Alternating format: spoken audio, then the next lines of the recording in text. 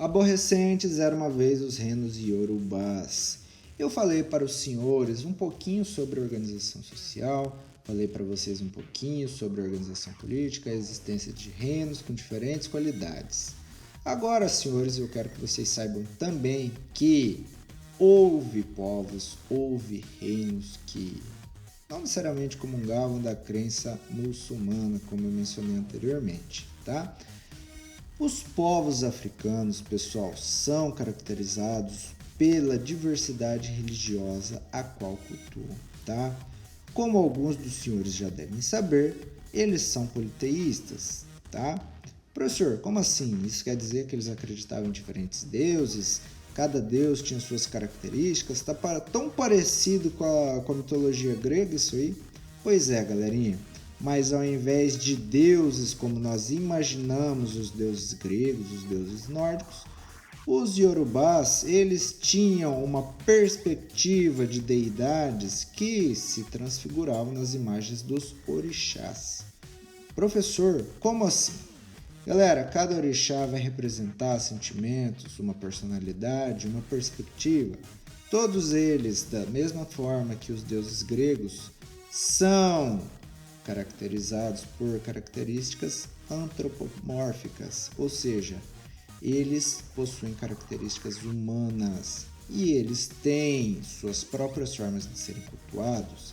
A crença nos mesmos vem acompanhados por diferentes ritos, costumes, etc. Há toda uma complexidade religiosa politeístas, tal qual nós estamos habituados a ver na Grécia. Professor, fala um pouco mais sobre os iorubás para a gente compreender melhor essa civilização. Vamos lá. Crianças, eles eram tipicamente urbanos. Sabe aquilo que a gente costuma ver de tribo isolada? Não necessariamente é daquela forma que as sociedades africanas se organizam, galera. Vejam só, os iorubás são urbanos, tá? A sua economia era diversificada, eles criaram uma série de microestados, o equivalente a cidades-estado.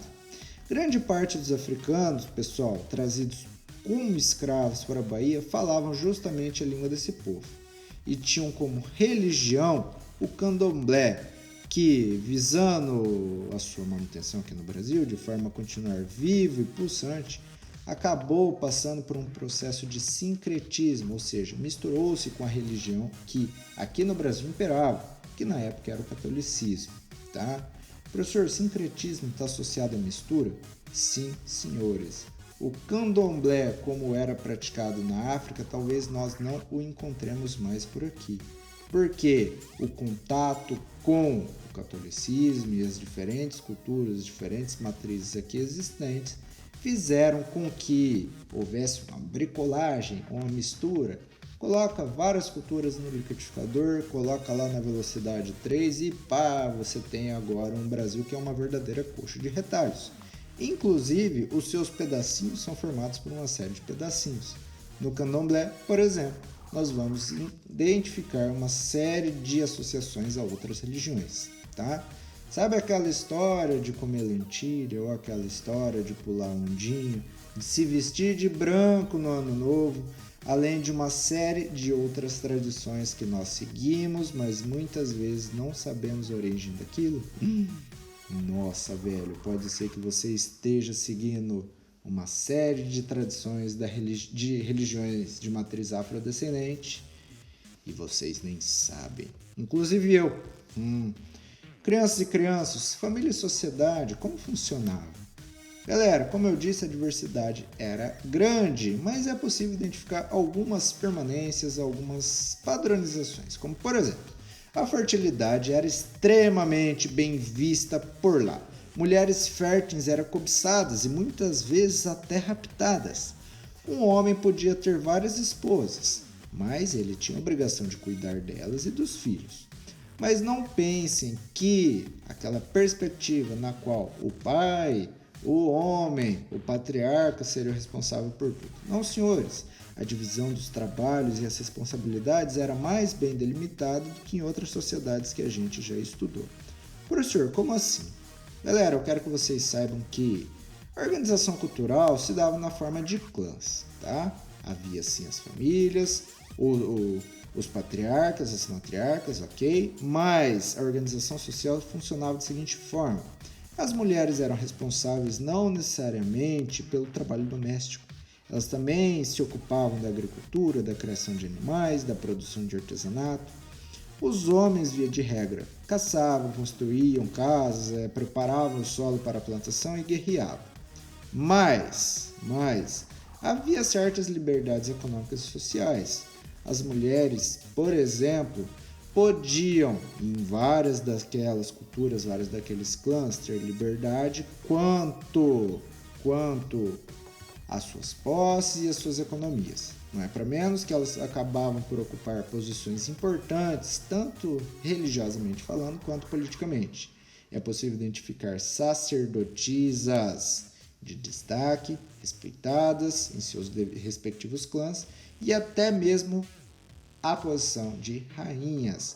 Nossa, professor, mas ela só era rainha porque era esposa de um rei, né?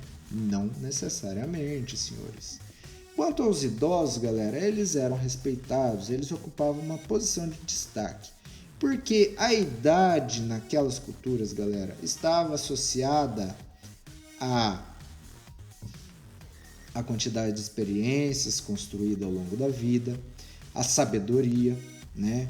O idoso, como ele está mais próximo da morte, consecutivamente ele está mais próximo dos deuses.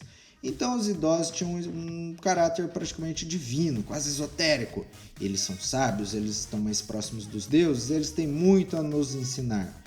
É de praxe que vai em várias daquelas culturas também, o respeito ao idoso seja até gritante, no sentido de que passa um idoso perto de você, você tem que parar o que está fazendo e ajoelhar, porque olha só, aquele cara tem experiência de vida, ele merece todo o meu respeito. Moços e moças, escravidão. Sim, infelizmente a história da África é marcada também por essa chaga, por essa tradição terrível que trouxe ao óbito uma série de seres humanos, que trouxe sofrimento, trouxe a dureza da crueldade humana para uma série de povos. Sim, a escravidão imperou.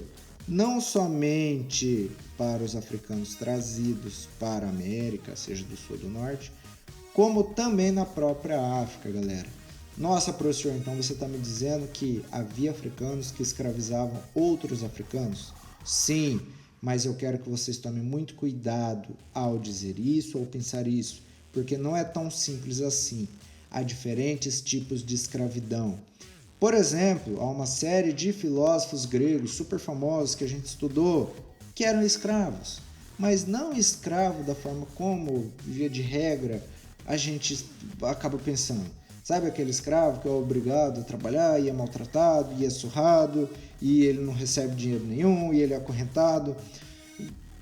Isso é um dos tipos de escravidão, mas há outros. Vejam só, escravidão é um conceito muito mais complexo do que ele parece. A escravidão, galera, pode acontecer se dá por diferentes motivos.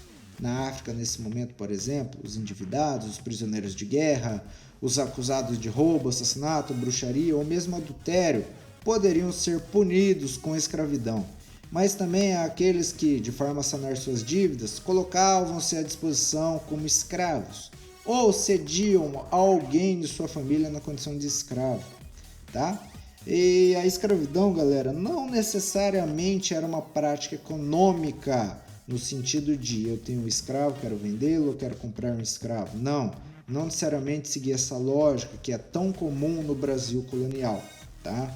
Não necessariamente funciona dessa forma. A escravidão enquanto um negócio, enquanto mercado, ela cresceu de fato a partir do momento em que os africanos tiveram seus contatos com os europeus, principalmente com os portugueses, que são os precursores das grandes navegações e possibilitaram esse contato entre as duas culturas. Tá? Então, por meio do contato com os europeus, principalmente primeiro com os portugueses, foi que a escravidão se transformou em um comércio transatlântico, como aquele tipo de escravidão que a gente estuda durante o Brasil colonial, dentro do recorte que circunscreve o Brasil colonial. Tá? Mas, reforçando, a escravidão é muito mais complexa do que aquela perspectiva de escravo comprado, vendido, trabalho forçado. Não, há muito mais do que isso. Moços e moças, era isso que eu tinha para falar para vocês, mas antes de terminar, um pequeno exercício que a gente vai fazer junto. Ele é do Enem de 2013. Vamos lá? É uma citação de Leibowitz. Vamos lá. E esse trecho de texto faz parte do livro Filmes de Hollywood sobre a África ficam no clichê. Vamos lá? Criancinhas, entre aspas, a África também já serviu como ponto de partida para comédias bem vulgares, mas de muito sucesso, como Um Príncipe de Nova York, com Ed Murphy, ou Ace Ventura, Um Maluco na África, de Jim Carrey. Em ambas, a África parece um lugar cheio de tribos doidas e rituais de desenho animado. A animação Rei Leão da Disney, o mais bem-sucedido filme americano ambientado na África, não chegava a contar com um elenco de seres humanos, só de animais, leõezinhos, elefantes, etc. Senhores, pergunta: a produção cinematográfica referida no texto contribui para a constituição de uma memória sobre a África e seus habitantes. Essa memória enfatiza e negligencia, respectivamente, os seguintes aspectos do continente africano. Enfatiza sua história e negligencia sua natureza? Será? B. Enfatiza o exotismo, o exótico, e negligencia, deixa de lado, acaba esquecendo que existe culturas naquele local? C. Sociedade e a economia. D. Comércio e o ambiente. Ou E. A diversidade e a política. Moços e moças, essa questão é fácil, é baba, tá na cara que é a B, tá? O que a gente conversou no começo da nossa aulinha sobre a negligência por parte dos meios de comunicação e também da própria universidade da escola está presente no questionamento realizado no trecho que compõe a questão elaborada pelo Enem. Então era isso que a gente tinha para hoje, mocinhos e mocinhas. Nós terminamos. Espero que vocês tenham gostado. Analisem todo o materialzinho que eu publico para vocês. Vejam, leiam e assistam. Dúvidas? Falem comigo. Beleza? Um beijo e até semana que vem.